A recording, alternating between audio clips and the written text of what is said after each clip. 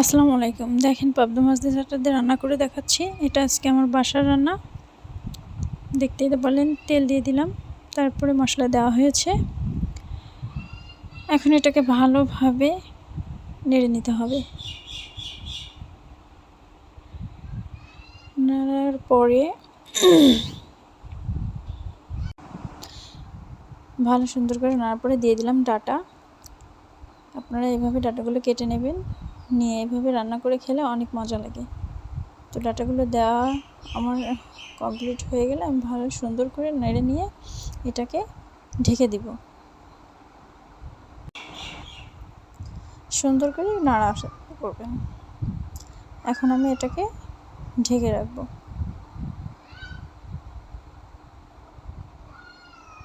আমি কিছুক্ষণ ঢেকে রাখছি। রাখার উপর এই যে এইভাবে এবার আবার নাড়তে হবে।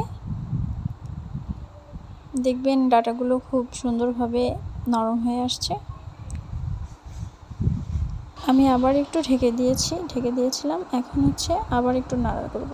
এইভাবে আস্তে আস্তে ডাটাগুলোকে খুব সুন্দর করে কষিয়ে নিতে হবে। কষিয়ে নেওয়ার পরে একটু দিয়ে দিলাম এটা সরিষা বাটা। সামান্য পরিমাণে সরিষা বাটা দিলে অনেক মজা হয় এই রান্নাটা। আপনারা ট্রাই করবেন। এরপরে ভালো সুন্দর করে নাড়তে হবে।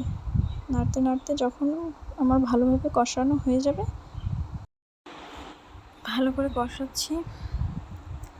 আপনারা যারা নতুন ফেসবুক ইউজার, তারা যদি একে অপরকে ফলো করেন তাহলে আমাদের আরেকজনকে আগে নিয়ে যেতে কোনো সমস্যা হয় না। আসলে কেউ কাউকে ফলোই দিতে চায় না।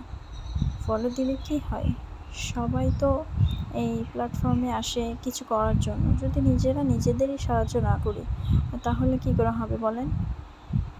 এই জন্য বলি, একটা ফলো একটা লাইক করবেন। আশা করি আমিও আপনার ভিডিওতে ফলো লাইক দুটাই করে আসবো। পানি দিয়ে দিয়েছি, আর একটু পরিমাণে পানি দেওয়া হলো। ভালোভাবে নেড়ে চেড়ে এরপরে হালকা আর একটু ঢেকে দিতে হবে।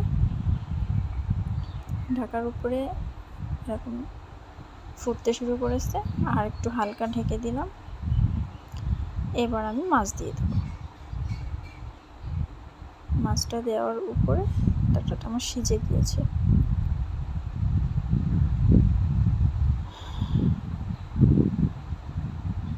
সবাই সবাইকে সাপোর্ট করলে আমরা একে অপরের উঠতে সময় লাগবে না। মাছটা আমি এখন দিয়ে দিব। মাছটা দেওয়ার উপরে আমি আবার একটু কিছুক্ষণের জন্য ঢেকে নিই। ঢেকে নেওয়ার পরে গামাখা ঝোল রেখে আমার রান্না শেষ হয়ে যাবে। তো ভাই বন্ধুরা, আপুরা, আপনারা যারা আছেন, আমার আইডিটা পুরোই নতুন।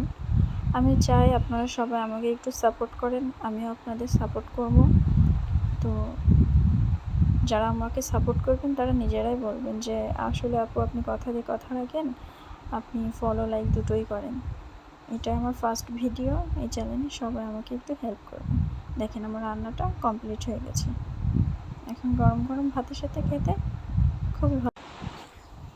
সবাই ভালো থাকেন। আল্লাহ হাফেজ।